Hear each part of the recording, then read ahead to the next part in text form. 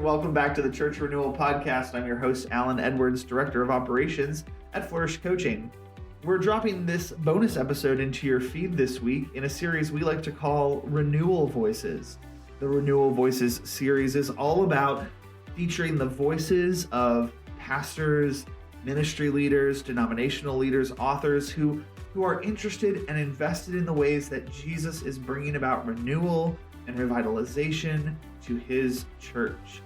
We'd love to hear your voice as well, so please reach out to us on the web at flourishcoaching.org or find us on Facebook or Twitter, Flourish Coaching, or Flourish Coach, the number 1 in those places. You can always get us directly. I'm Alan, A-L-L-A-N, at flourishcoaching.org. All right, we're happy to feature our guest today, and so come with us, listen in, and let's dig into the ways that Jesus is renewing his church.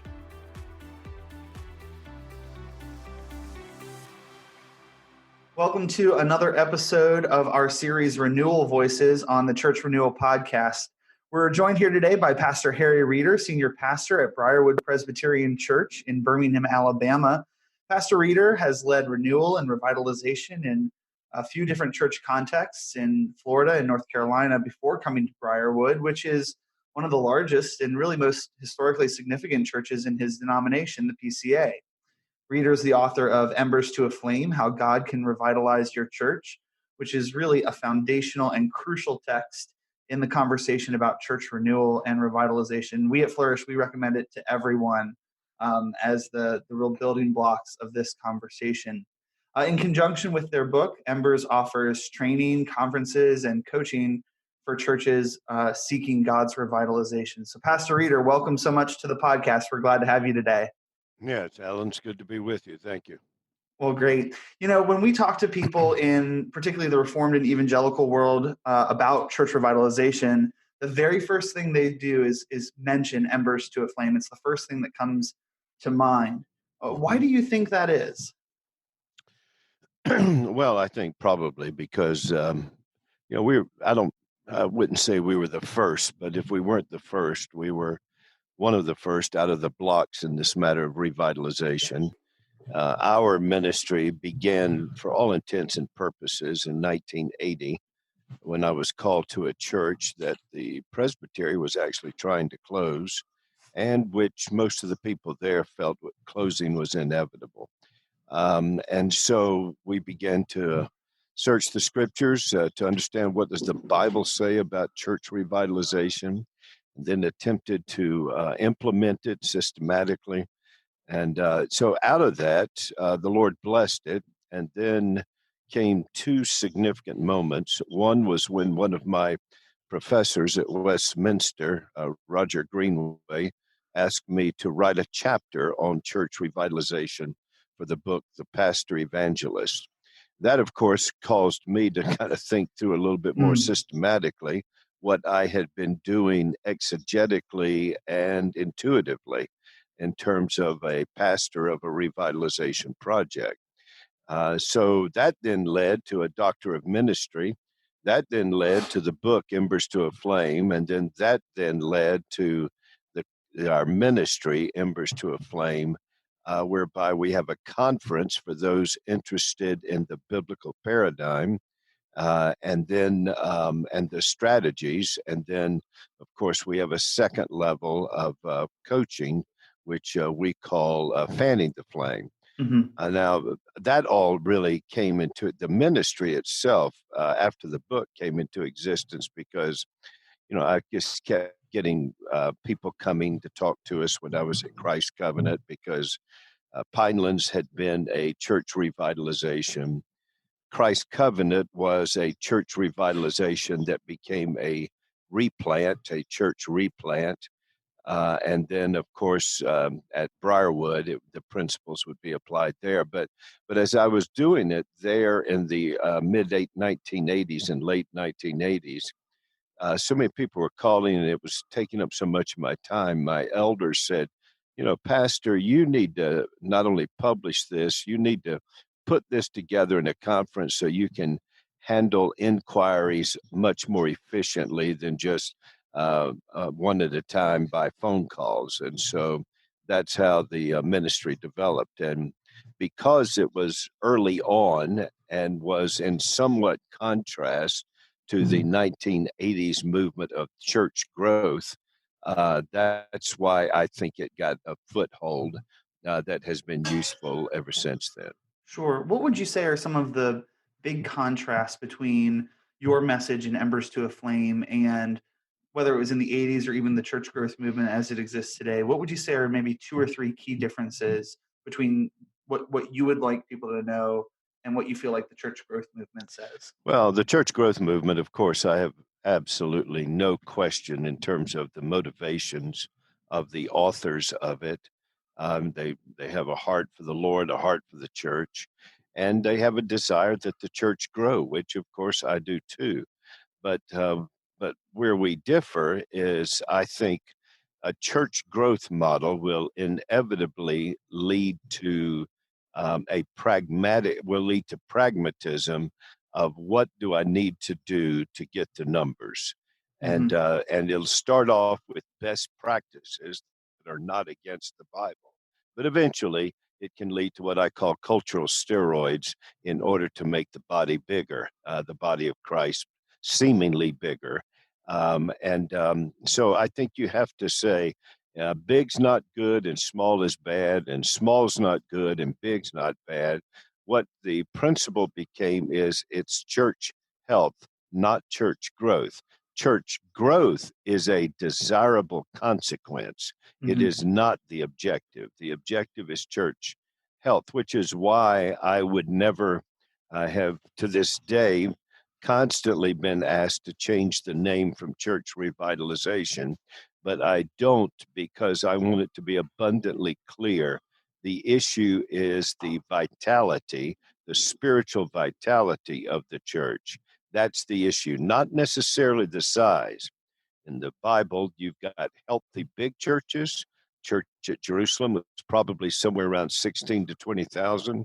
And you've got healthy smaller churches that are meeting in houses. Hmm. So that's why the objective needs to be the health of the church with the blessed desire of increased metrics, more believers, more small group Bible studies, more people going into the ministry, more leaders developed, all of those blessed consequences, but you can't make the consequences the objective. You have to maintain spiritual vitality as the objective. Sure. So I've heard some people describe you in a complimentary way as at times a lone voice in the wilderness for church revitalization, particularly in the Reformed and evangelical world. How do you feel about that moniker, the lone voice in the wilderness for revitalization? Well, it's not fun, but it's but I'm willing. You see, I guess I would I would push back on this. Hmm. It is my opinion. So I'm sitting here with a church that one good flu season I'm out of a church, and there were no children. It was all older people that were hanging on and praying that the Lord might do something. And so as I began to pray through what needed to be done, I come from a marvelous seminary, Westminster Seminary, that had taught me the skills of handling the Scripture, pastoral theology, all of those things. But they hadn't prepared me for a dying church. But Mm. they had told me that the Bible was not only inerrant and not only infallible, but was also sufficient. Well, in my mind, I'm a pretty simple guy, so I just became convinced that this matter of church revitalization or dying churches would not catch Jesus, the head of the church, by surprise. Mm. So, what is it he would have in his Bible? And so, this Bible that Jesus has for us by the inspiration of the Spirit of God, I found was literally life changing in terms of church revitalization. First of all, not only did the Apostle Paul have church planting as a strategic objective, but he also had church revitalization from the second missionary trip on. Of course, he wouldn't have had it on the first missionary trip because there weren't any churches to revitalize. But from the Mm. second missionary trip on, he made it a strategic commitment. In other words, I believe every denomination should give equal attention to church planting and church revitalization. These are the apostolic tactics that turned the world upside down. The second thing I would say is that the Apostle Paul put his money and his men where his mouth was. So as soon as Ephesus was in need of revitalization, he sent his number one mentor, his number one disciple, and that's the apostle. I mean, that's Timothy. The Hmm. Apostle Paul sent to Ephesus, and then he sent another valued disciple, Titus, on a ministry of revitalization to Crete, and he gave them both handbooks, First Timothy and Titus, on how to do church revitalization. And then years later, Jesus has got 7 churches, and he tells 5 of them need revitalization, and he gives direction as to how this should be done. Right. So In Revelation, the letters to the 7 churches. that's right. And Okay. so it's my opinion that the Bible is constantly calling us to that. But right now, most denominations are into the exotic and wonderfully attractive call to church planting, but there is no call to church revitalization, no training for The only thing they do is say, if you can't get a call as a church planter and you're not well known enough to get a healthy church, you're probably going to get a church revitalization thing. I hope it works out for you. Oh, kind And of like like a second prize kind of yeah, thing. that's it. Yeah, you guys that Mm. can't do the big stuff, maybe you'll get a church. Well, the fact is somewhere in most denominations, and even my own, somewhere around 80% plus of the churches need revitalization. So anybody coming out of seminary and most men making moves are going to get a revitalization project, but we have done little about training or resources to prepare them for it. We just kind of hope they make it.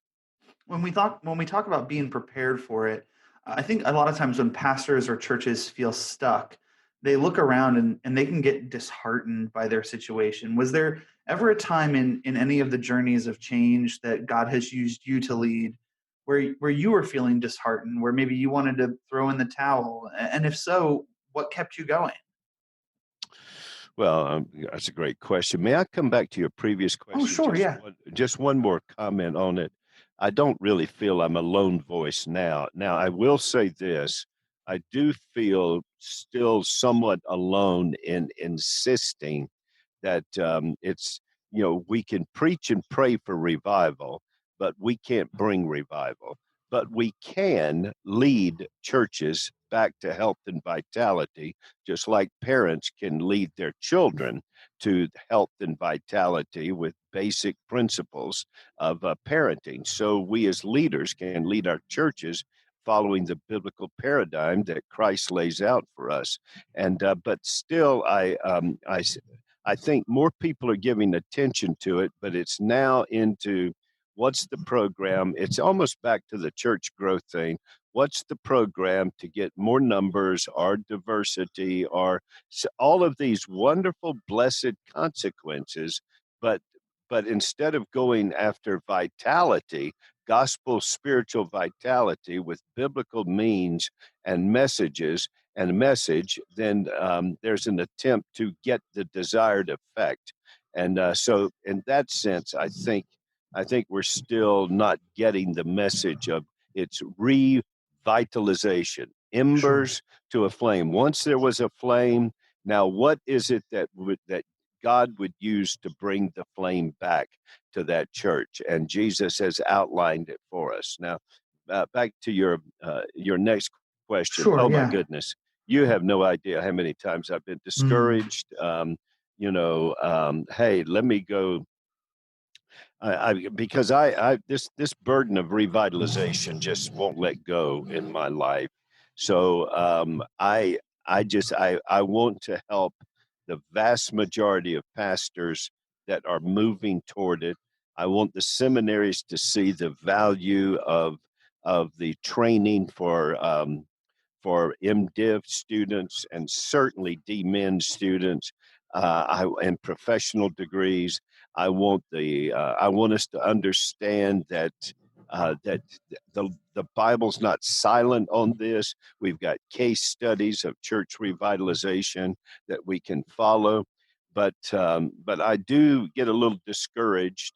Not in my own ministry. I'm very grateful. I've had three churches. One 55 when I started, one 38 when I started, and one 3,800 when I started.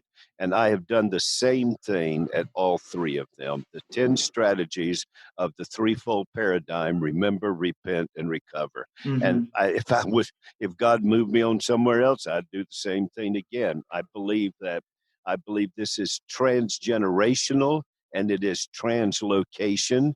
Now you've got to figure out how to contextualize it, but this is what you're supposed to do for Christ's church to be established with gospel health and vitality. And so, yeah, I get discouraged, not so much in my ministry, although I have those moments like everyone else, but I get discouraged in my own denomination in particular.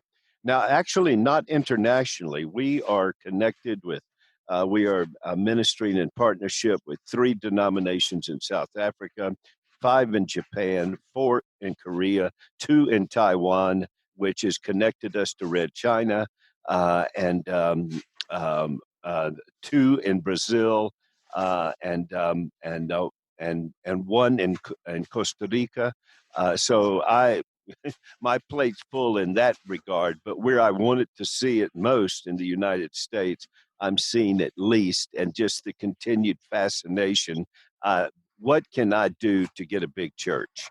And or Mm. what can I do to get a church? Just all the various, many, as I said, desired effects without going at the foundation of what plants a church that is a flame for Christ, alive for Christ, with a heartbeat for Christ, that is compelled by the love of Christ. Yeah. So you mentioned your threefold paradigm, which is remember, repent, and recover. If I'm a pastor hearing that paradigm, hearing your message for the first time, or if I'm a lay leader in the pews and I'm hearing this for the first time, and I think, yes, this is the thing. It's not about a program for growth. It's about real spiritual vitality. Where do I begin to where do I begin that conversation with other people in my church? What do I turn to start having those conversations about real biblical vitality? Oh my goodness, you're embarrassing. You're determined to embarrass me. So I would buy the book Embers to a Flame and put it in their hands. You don't have to say that because we'll say that. Buy Embers to a Flame. Secondly, as a pastor, I would recruit at least 2 to 3 to 4 key leaders to come with me to the conference. Mm-hmm. Because one of the things we'll do is we'll put you into small groups so that in each strategy you can discuss and begin to put together an action plan when you go home. And then thirdly, you consider coaching. Of course, you have the flourishing coaching that y'all do.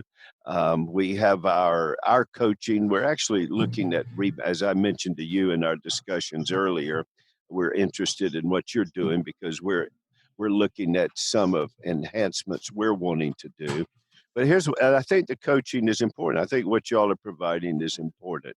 I what's happened is in the late mid to late 90s, when I was at Christ Covenant, I was somewhat discouraged because we did a little bit of a non-scientific inventory of the churches that had come to our Embers to a Flame Mm-hmm. conference, and basically what we found out is somewhere between 10 to 20% of the churches had some measurable impact of gospel vitality after coming to the conference. Mm-hmm. But my goodness, that you can't stay in if to look in the business world, you wouldn't stay in business long with that. And so I just really began to pray through that. And one of my elders who um, who worked uh, who worked with the Billy Graham Association years ago said to me, said, Pastor, I think the problem is the guys are getting the paradigm, they're downloading the 10 strategies, but honestly, most of them don't have the competencies to pull it off. They really need some help, particularly in how does that contextualize in their situation. In other words, they need a coach. And Mm. I said, "Oh, wow. Well, that's interesting." I mean, Jack Nicklaus has got a coach. He's the greatest golfer that's ever lived. Hmm. Tiger Woods, arguably, if not the greatest, second greatest golfer that ever lived. He's got a coach. The only athlete I know that never had the only two athletes I know who were great that didn't have coaches were Ted Williams and Pete Rose. And they're both so hard headed they wouldn't have listened to anybody anyway. So great. I mean, I look at everybody needs those outside eyes. If you're a golfer, am I laying it off at the top of the swing? If I'm a hitter in baseball, have I got a hitch? Do I have a giveaway on my fastball? What is it that you need coaches in your life, and anybody and everybody really needs those outside eyes to help you take a look and how can you best implement this. And so we did that, and we had a dramatic improvement on positive effects for those who come to the conference and then get the coaching. Mm. So those are some of the things I would say would be important Yeah. if this resonates with you. Let me just say this: don't let me just plead with your listeners. Don't go look at some church somewhere that's got the numbers and you want it, and you go and take a look at what they're doing and think you can unplug that and plug it in where you are. It won't work. I can promise you. And Mm. it's just you've just got 6 months to 3 years of frustration if that's your approach. Yeah. Yeah. People tend to measure themselves against the church down the street versus what Jesus wants from them, and that just isn't helpful, is it? Yeah, I mean, it's like plug and unplug, and like one of my best friends in ministry is Randy Pope, and he I went to Charlotte not long after he went to Atlanta. Well, we both had the Lord blessed our ministries, but uh, they were different in terms of the of tactics. They were similar in terms of strategy and theology, but they Hmm. were different in terms of tactics because our gift mix was different. And so how do you implement these basic principles? How do you implement them in two things?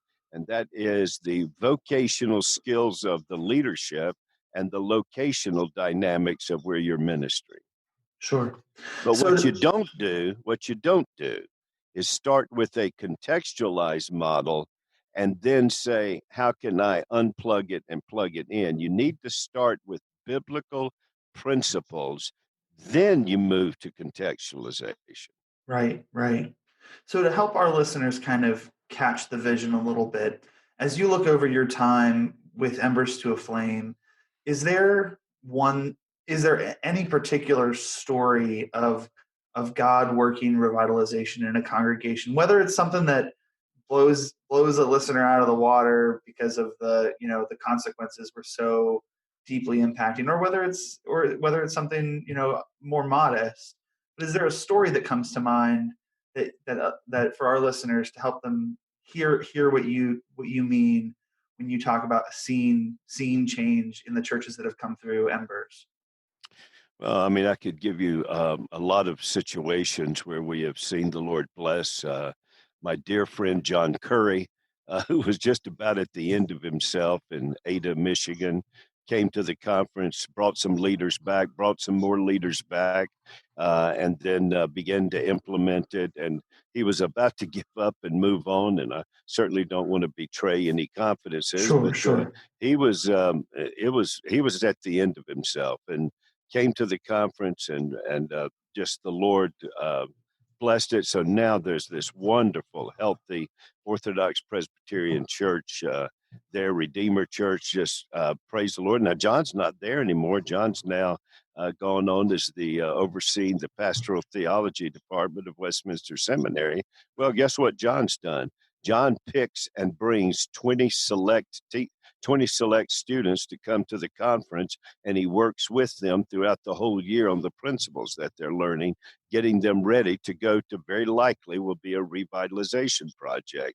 He's also done the same thing in the D-Men, but that was a success that is multiplying with effectiveness to others. Or I remember one dear friend in South Africa that they were ready to close down, and so he and two or three of his leaders got on a plane and flew over here for the conference. Next thing I know, they've got us doing the conference there, and not only has his church turned around, but the entire denomination has turned around through the church revitalization principles that are being implemented. Let me give you one that's this will excite you. I don't know whether it will or not. Hopefully it will. But I'm preaching through.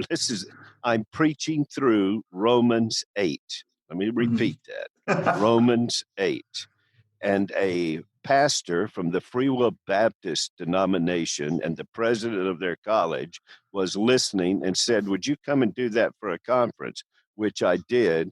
The next thing I know is 20 of them are there at the next Embers to a Flame conference. And now Embers to a Flame has been given away to the Free Will Baptist, and they are taking the very 10 strategies and putting them into place.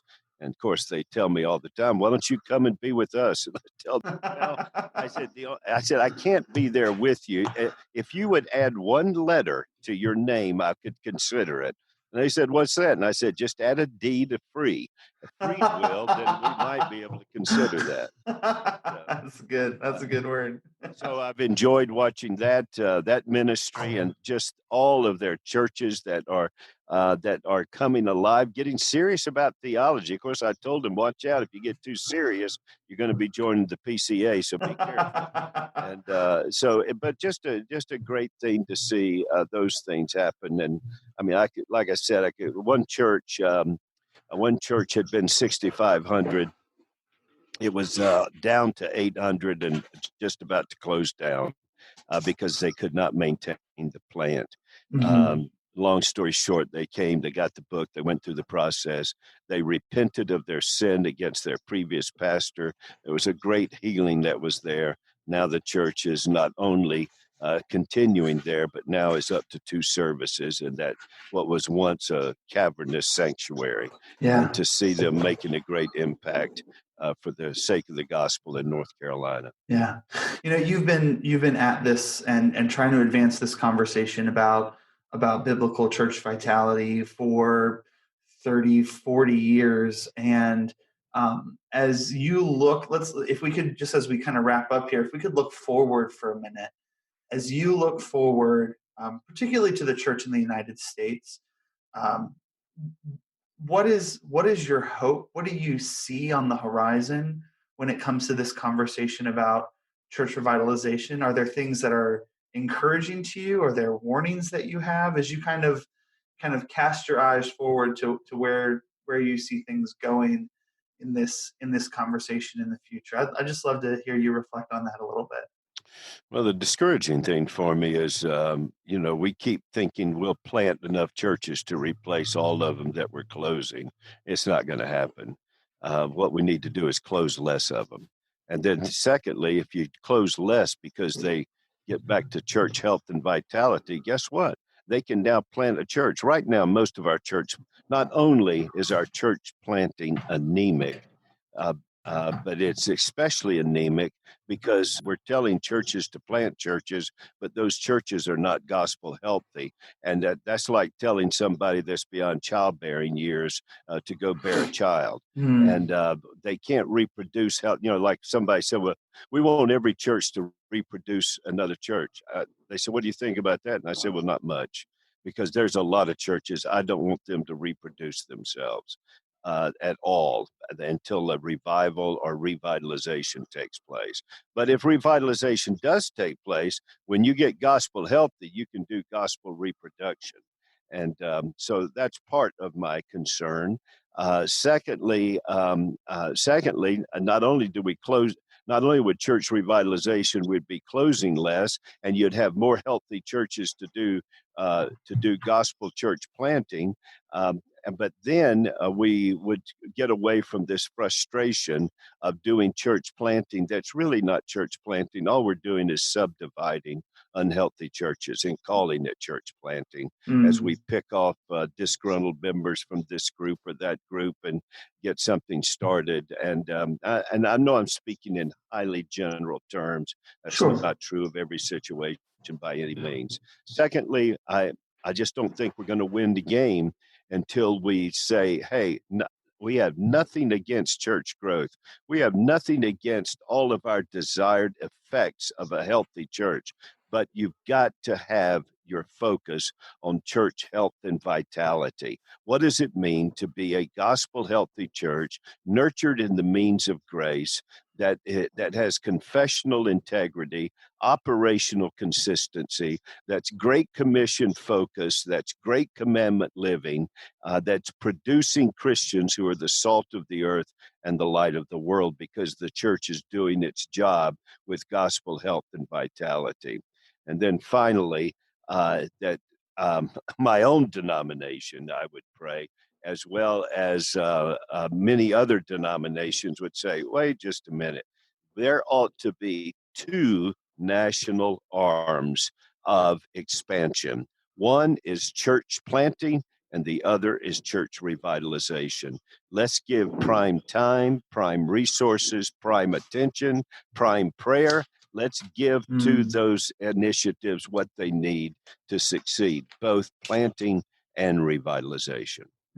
Well, I really appreciate you being willing to reflect forward for us a little bit, if you can, if that makes sense, to reflect forward. Yeah, but right. I really appreciate you being willing to do that. Pastor Reeder, I've really appreciated your writing in the past. I've personally appreciated your friendship, and we really appreciate you coming and joining us on the podcast today. This has been a really encouraging and challenging conversation, and I, for one, just want to say thank you.